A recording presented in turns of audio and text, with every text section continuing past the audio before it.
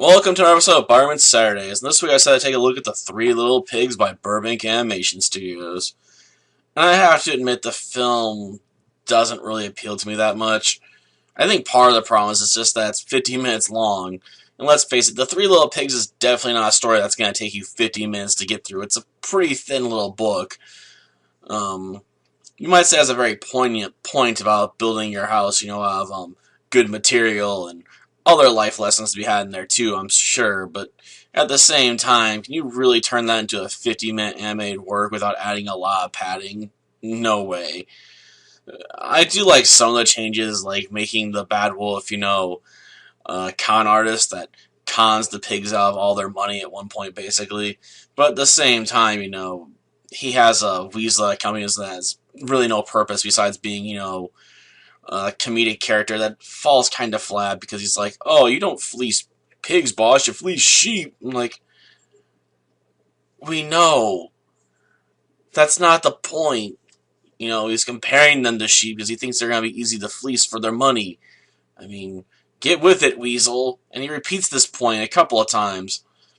Same thing about, how he likes the various pigs' houses, despite the fact the Big Bad Wolf knocks down the first two, It makes some interesting points about them artistically, which is kind of weird because considering he's so dumb, he doesn't understand. That when the wolf says he's gonna fleece people, he doesn't mean literally, but figuratively.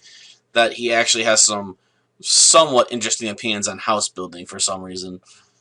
I don't get it. But yeah, the three little pigs go around, and they help people out and then pay for their various materials in order to build their houses that eventually the Big Bad Wolf just knocks down. He doesn't eat them. Because, this has to be one of the happier endings.